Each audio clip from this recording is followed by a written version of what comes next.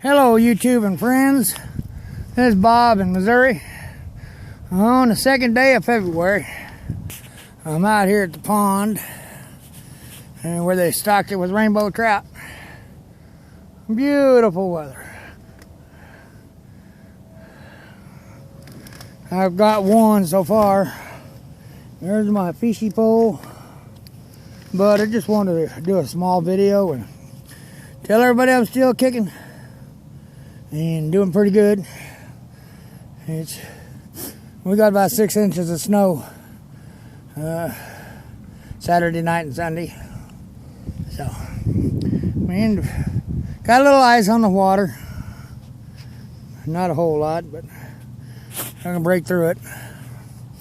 You definitely wouldn't want to walk on it, but hopefully everybody's doing pretty good. Anyway, just a short video. Y'all take care, stay safe and warm. Till the next one. Out.